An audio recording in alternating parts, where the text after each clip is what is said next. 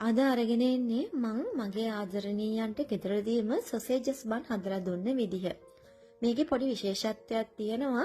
මම පිටි ඩෝ එක අනලා ෆ්‍රිජ් එකේ දාලා තියාගෙන පහුවදාට තමයි මේ සොසේජස් බන් ගෙදර කට්ටියට හදලා දුන්නේ. එන්නකො මම හදපු හැටි ඔයාලත් එක්කත් ෂෙයා කරගන්නම්. මුලින්ම මම මෙතන පිටි ග්‍රෑම් 250ක් අරගෙන ඒකට බිත්තරයක් කඩලා එකතු කරගත්තා. ඊට පස්සේ ලුණු පොඩි ප්‍රමාණිකුත් එකතු කරගෙන ඊස්ට් වලින් පුරවපු තේ හැන්දක් එකතු කරගත්තා. ඊට පස්සේ සීනි වලින් තේ හැන්දක් එකතු කරගෙන බටර් වලින් මේස හැන්දි දෙකක් එකතු කරගත්තා. ඔය සේරම ටික එකතු කරගෙන මම හොඳට මේ ටික මිශ්‍ර කරගත්තා. ඊට පස්සේ අපි මද රස්නේ උණු වතුර අරගෙන ටික ටික එකතු කරන ගමන් සොෆ්ට් ඩෝ එකක් හදා ගන්න ඕනේ. ඒ වගේම තමා මද රස්නේ උණු වතුර වෙනුවට මද රස්නේ නැවුම් එලකිරි. ඒ කියන්නේ ෆ්‍රෙෂ් මිල්ක් අරගෙන ඔයාලට මේ ඩෝ එක නීට් කරගන්නත් පුළුවන්. නීට් කරගන්න ලේසියට මම කවුන්ටර් টොප් එකට තෙල් ටිකක් එකතු කරලා ඒ උඩින් අපි හදාගත්ත ඩෝ එක තියලා මෙන්න මේ විදිහට අත් දෙකම භාවිතා කරලා ලේසියෙන්ම මම ඩෝ එක නීට් කරගන්නවා. මේ විදිහට පදමර නීට් වෙලා එන්න සාමාන්‍ය විනාඩි 12ක් විනාඩි 15ක් අතර කාලයක් අපි නීට් කරන්න ඕනේ. ඩෝ එක අතේ ඇලෙන්නේ නැති ගානට ඇවිල්ලා සොෆ්ට් වුණාට පස්සේ රවුමට හදාගෙන අපි පිටියේ කනාගත්ත භාජනයේටම තෙල් ටිකක් එකතු කරලා ඩෝ එක උඩුණු තෙල් ටිකක් එකතු කරලා ඒ ටික හොඳට ගාගෙන ඊට පස්සේ මම මේක හොඳට වහලා ඩබල් සයිස් වෙනකන් පැත්තකින් තියා ගන්නවා.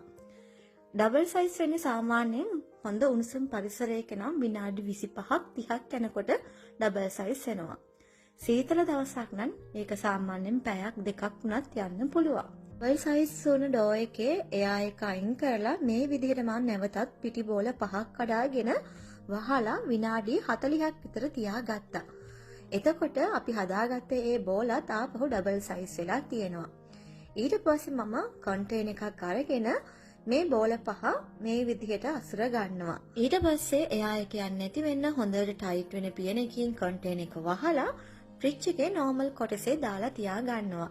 මේ විදිහට දාගන්න ඩෝ එකක් සාමාන්‍යයෙන් අපිට දවස් 2ක් 3ක් විතර තියාගන්න පුළුවන්. මේ පහුවදා මේ විදිහට මම ඩෝ එක අරගෙන ඊට පස්සේ මම කවුන්ටර් টොප් එකට පොඩ්ඩක් පිටි ටිකක් දාලා ඩෝ එක අවශ්‍ය විදිහට තුනී කර ගන්නවා. සේජස් මන් හදනකොට පිටි ඩෝ එක මේ විදිහට ත්‍රිකෝණ හැඩයට තුනී කරගෙන තිබ්බහම ලේසියෙන් අපට බන් එකේ හැඩය ගන්න පුළුවන්.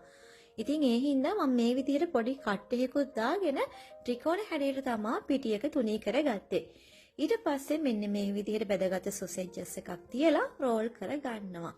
ඔය විදිහට මම හදාගත්තේ පිටි බෝල හැම එකක්ම තුනී කරලා ත්‍රිකෝණ හැඩයට හදාගෙන සොසේජස් බන් ටික හදා ගන්නවා. ඒ වගේම තමයි මේ විදිහට හදාගන්න සොසේජස් බන් ටික ඔයාලා බේක් කරන ට්‍රේ එක උඩින්ම එකපාරම තියාගන්න. එතකොට ඔයාලට ලේසියෙන්ම එග් වොෂ් කරගන්න පුළුවන්. එග් වොෂ් කරනකොට බිත්තරේක කහමදේ අරගෙන ඒක ගෑරුප් එකකින් හොඳට බීට් කරලා ඊට පස්සේ බ්‍රෂ් එකක් ආධාරයෙන් බන් එකේ උඩ පැත්තේ මෙන්න මේ විදිහට එග් එක ආලේප කරගන්න ඕනේ.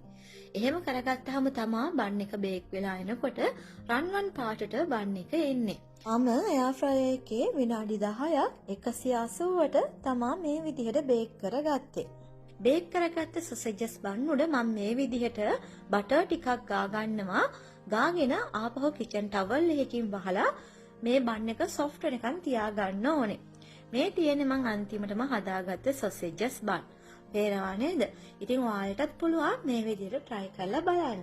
එහෙනම් ගිහින් එන්න. බයි.